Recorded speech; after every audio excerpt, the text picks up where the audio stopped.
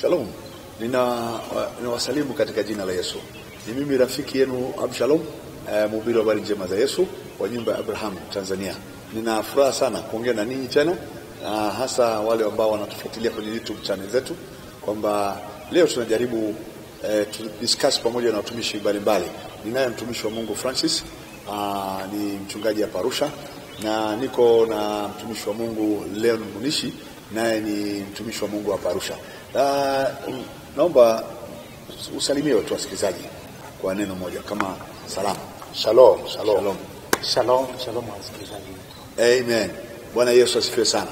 Kikubwa zaidi ambacho nakifikiria kama cha kuangalia zaidi, tuko kwenye nyakati ambazo tunasadikika ni za hatari sana, na hizi nyakati zinaonekana kama zimeleta hofu.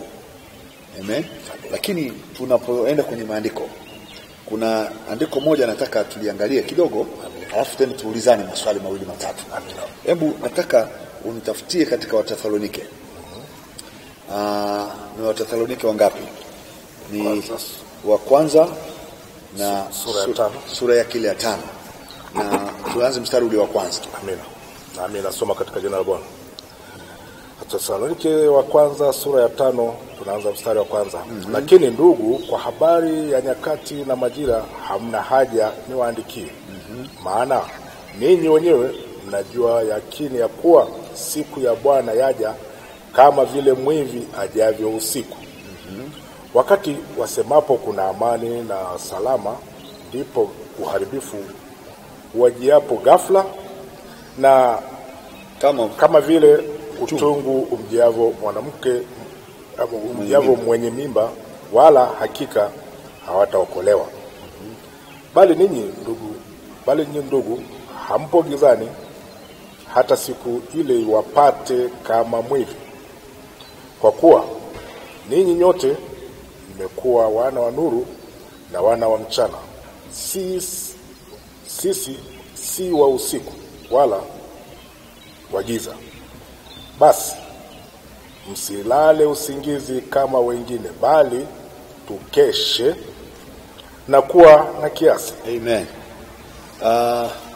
Biblia inatuonyesha hapa wazi ambalo jambo linanijia. Hebu nipe picha kama na wewe na rafiki yangu Francis. Hebu nipe picha.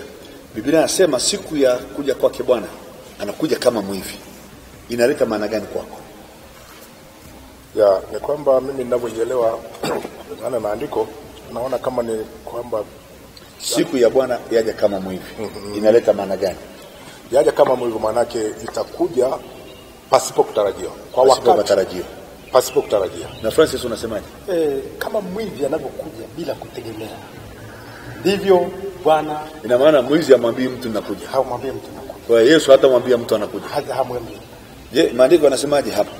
Tuliposoma, lakini ninyi ndugu hammo gizani, hata siku ile aje kama mwivi. Sasa inatusaidiaje hapo kujua? Maana anasema anakuja kama mwivi.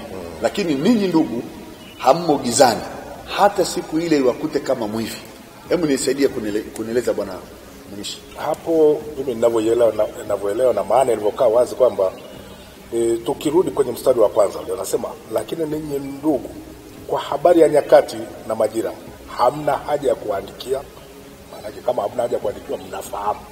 Amesema hapa tunafahamu. Anasema mnafahamu. Mstari wa pili anasema, maana ninyi wenyewe mwajua yakini ya kuwa siku ya Bwana yaja kama vile mwivi. Kwa hiyo sisi tunachofahamu kwamba siku ile inakuja ghafla. Hata wakati ule wanafunzi walipomuuliza Bwana, lini utakurudi, dalili za lini wakati wako wa kurudi, aliwaambia kabisa kwamba hiyo si mimi ninayefahamu wala si yeyote, bali hiyo iko katika. Lakini swali linakuja hapa. Nini mantiki ya kwamba ninyi hammo gizani hata siku ile wapate kama mwivi? Picha yangu nataka hiyo. Na mimi nilikuwa nakuja hapa pomeniwahi tu kwamba hivyo nakuja kama mwivi, itakuwa kama mwivi kwa wale ambao hawamwamini. Hawana habari na mambo yanayoendelea. Hawana habari na mambo. Tuna Wakristo hapa hawaelewi kama tuko siku za mwisho. Hiyo itawakuta kama mwivi. Na ni Wakristo wanamwamini. Sawa, Ukristo sasa, Wakristo, na ukisema Mkristo anajulikana kwa ali Mkristo anasema anamwamini Yesu. Ndio. Hebu nimuulize Francis, wewe unasemaje hiyo? Hilo nalo lizungumza kwamba kuna Wakristo wanamwamini Yesu, lakini hawajui kwamba tuko siku za mwisho. Siku za mwisho. Na ukisema siku za mwisho hizi wanacheka. Sasa hawa ni Wakristo, wanasema wanamwamini Yesu. Itawakuta kama mwivi? Hapo ndipo mahali ambapo wale ambao wanasema wanamwamini Yesu lakini hawajui siku ya kuja, maana yake ndio sasa Yesu anakuja kwao kama mwivi. Okay. Lakini Umeongea kitu ambacho hawajui siku ya kuja. Kwani kuna mtu anajua siku anakuja? hakuna anayejua. Sasa Lakini hapa nini ndugu, hammo gizani hata siku ili wapate kama mwivi. Sawa? Sisi ambao tunaambiwa hata iwakute kama mwivi, maana yake nini? Kwa sababu sisi anasema hammo gizani. yeye anasema tuko gizani. Ina maana kuna vitu ambavyo vitaweza kututambulisha kama dalili za siku za mwisho. Maana hata Yesu mwenyewe alizungumzia kwamba siku za mwisho, alionyesha dalili za siku za mwisho, mambo yatakuwepo, yatakavyokuwa katika dunia hii. Mimi nawaza hivi. Kitakachoweza kumsaidia mtu ili asiwe gizani, kitakachoweza kumwokoa. Kuna andiko umelisoma hapa chini. Nataka uliangalie basi.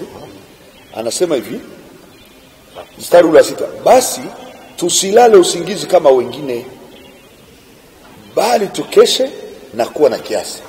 Eneo hili tusilale usingizi, maana yake tusipoteze muda sawa kwa mambo yasiyo kuwa na faida, ambayo hayatatuletea kufahamu habari za Yesu anarudi lini.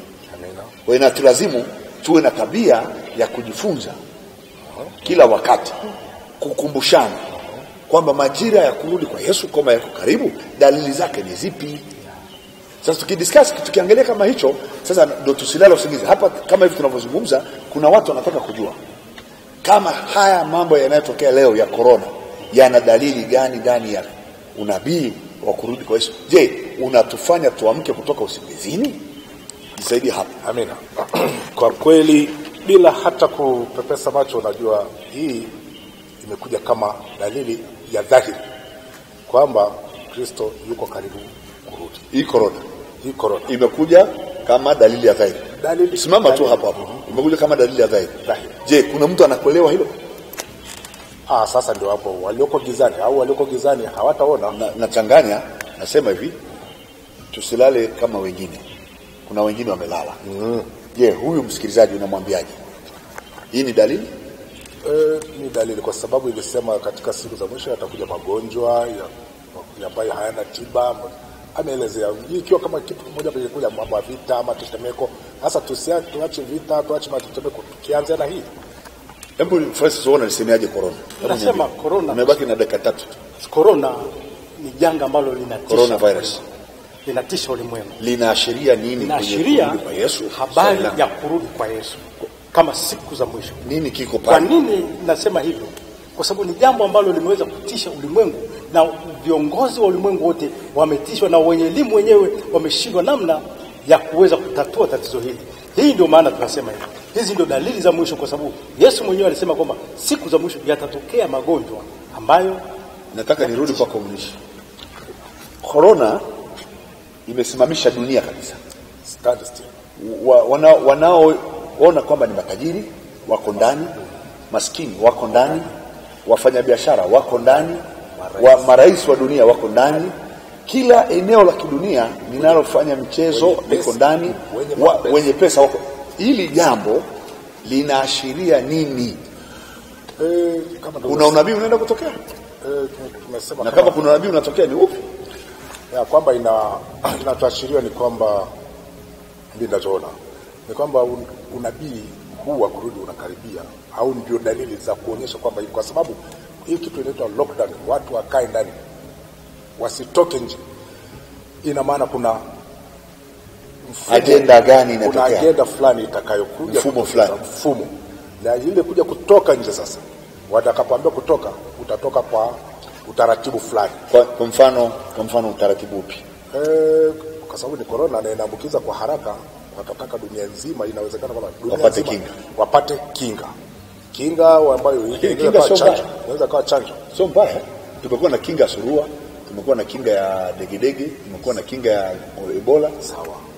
Lakini hii ni kinga tofauti na hizo kinga nyingine tunazifahamu. Hizo Ebola na nini ilikuwa ni sehemu tofauti ndogo. Lakini wote ni virus wale. Ni virus, lakini ni sehemu ndogo. Lakini hii haijawahi kutokea ugonjwa ambao unakaba dunia nzima na kutetemesha matajiri, maskini, marais na kila kitu. Labda nifikirie kwa akili zangu. inawezekana huu ugonjwa ukando ndio nasema mwanzo wa utungu. Hatuwezi kusema mwanzo wa utungu bado. Ile biashiria tu. Dunia inaanguka uchumi. Naam, uchumi watu wanafungiwa ndani. Sawa. Hawana pesa ya kula. Ndio. Hawezi toka nje. Hakuna biashara. Hakuna mtaji. Serikali zinaanguka uchumi dunia sana. Sasa kwa nini sio mwanzo wa uchumi? Kwamba huwezi kuuza wala kununua mpaka tumekupa labda namba fulani ya kutafutia kazi. Na ndiko hasa tunakoelekea. Ndio tunaelekea huko. Kwa hiyo unabii unaoenda kutimia.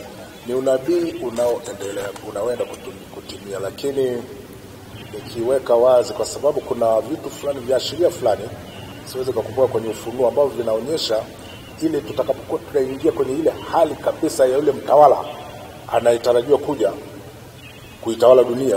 Kuna viashiria fulani viko pale vitakuwa vimetajwa kwenye Ufunuo, na kwa wakati huo kwa sababu wa muda hata kuvitaja. Nimalize na Francis, muda tumeenda. Unasema kuna nini hapa kinaenda kutokea kwenye corona? Kwenye corona kuna dalili za Yesu kurudi huko karibu? Ni maandalizi ambayo tunaweza tukamwona Yesu wakati wote. Hicho ndicho tunaweza kusema. Hicho ndicho tunachoweza. Basi ndugu yangu rafiki wa nyumba ya Abraham, nimekuwa na mzee Munishi Leon pamoja na mtumishi wa Mungu Pastor Francis, lakini wanasema hivi, tuko karibu. Ni karibu. Tuko karibu. Wewe unayetusikia, hebu jiweke tayari, inawezekana. Mimi kama Absalom naweza kusema hivi, tuko karibu sana kuliko hata watumishi wanavyoongea. Hawa wanaona kuna viashiria vitakuja, lakini mimi nimeona hivi, we are almost there. Biblia inasema yuko mlangoni. Ile neno mlangoni nilikuwa nalifikiria labda bado, lakini sasa ninalihisi sasa chochote kinaweza kutokea. Kaa tayari, kuwa macho. Jinsi gani ya kuweza kufanikiwa ili usije kaachwa? Kuna mambo mawili. Muamini Yesu kwa mwokozi wa maisha yako, alafu kesheni mkiomba ili siku ile sije kawapata ghafla kama vile mwanamke mjamzito anapoenda kuzaa. Ndugu yangu, nataka nikwambie hivi, kukesha na kuomba ni kuwa macho katika kutambua yanayoendelea duniani na maandiko matakatifu. Ya pili, kuomba ni kujitengenezea mazingira. Majaribu ya namna ya kimaisha ya kila siku yanaweza kaondoka. Yesu alisema kesheni na ombeni msije mkaingia majaribuni. Ni kumaanisha kuna majaribu yanaweza yakupeleka mahali ukaachwa. Hebu kesha ndugu yangu, kaa soma Biblia, angalia yanayotokea duniani, alafu pata ufahamu, pata hekima, kisha ingia kwenye magoti, omba. Na mimi natoa usia wa mwisho, ombea familia yako, ombea watoto wako, ombea ndugu zako, wazazi wako. Siku tunazoishi ni za mwisho. Mungu akubariki sana. Shalom. Amen. Asante sana. Unaweza ukanifuatilia kwenye YouTube channel yangu. Nina Beit Abraham na namba zangu za simu ziko pale. Niulize swali tusaidiane. Au ukihitaji maombi nitakuweza kukusaidia na ushauri wowote. Zaidi ya yote, ukiwa na sadaka yako ya urafiki unaweza kaituma pia kwa namba yangu hiyo ya M-Pesa. Mungu akubariki sana. Amen. Asante sana. Amen. Sasa hivi tunasalimiana kwa kugopana. Kwa sababu dalili zimetuambia kabisa. Hizi ni za hatari. Kwa hiyo hata kukusalimia ni shida. Mungu akubariki sana. Amen. Asante.